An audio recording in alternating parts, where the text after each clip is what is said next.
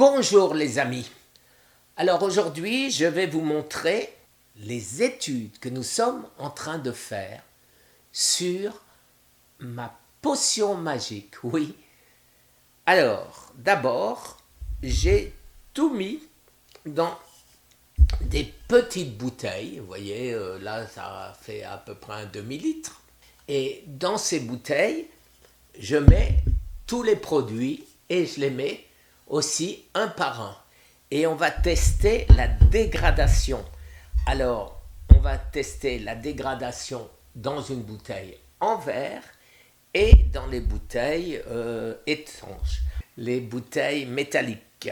Après, je prends des bouteilles plus ou moins grandes pour voir s'il y a effectivement une altération de la qualité quand je mets une potion magique pour 2 jours, 3 jours, vous voyez, donc c'est important de le savoir.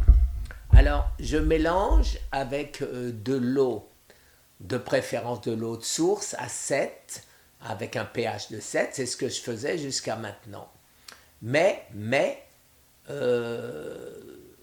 on peut aussi mettre du lait, mais pas n'importe quel lait, bien sûr, du lait de brebis, du lait de chèvre, du lait d'amande, du lait de coco, ce que vous voulez, où il n'y a pas trop de sucre et qui est, voilà, pas de caséine, pas de sucre, c'est-à-dire lait de vache, bien sûr, à proscrire.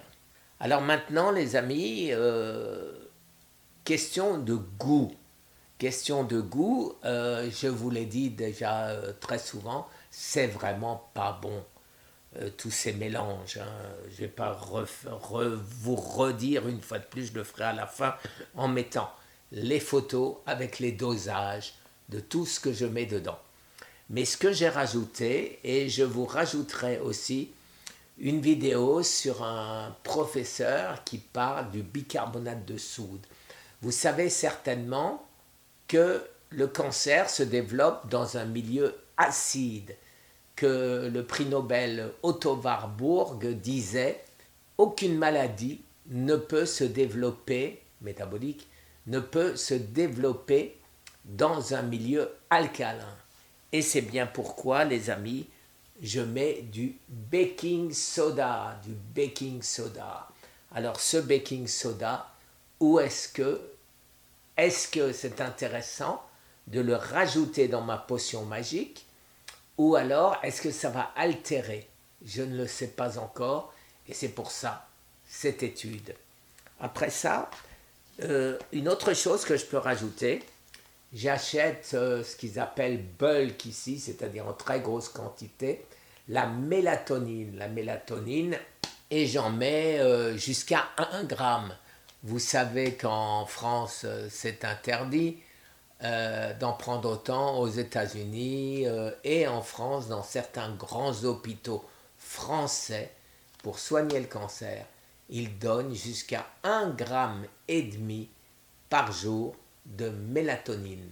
Donc cette mélatonine, est-ce que je peux la rajouter dans ma potion magique? Ça fera l'objet de l'étude.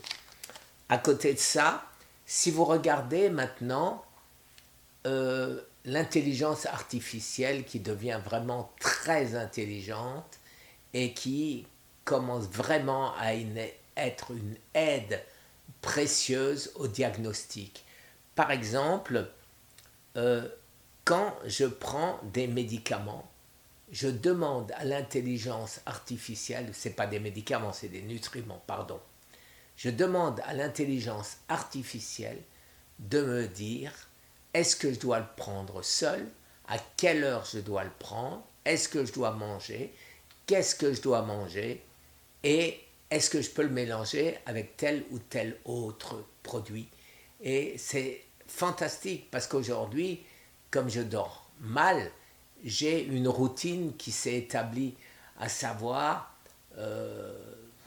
10 heures du soir, ça fait longtemps que j'ai fini de digérer, je prends la pilule que je dois prendre à jeun. 1 heure du matin, quand je me réveille, je prends une deuxième pilule que je dois prendre à jeun, une autre pilule. Et donc de cette manière, le matin, quand je me réveille, je mange mon gras, ma D3, K2, MK7,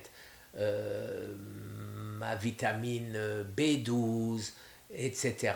Et je mange ceci avec un demi-avocat pour pouvoir ajouter, oui, vous savez quoi, aujourd'hui, le fenbendazole qui, lui, doit être pris en mangeant.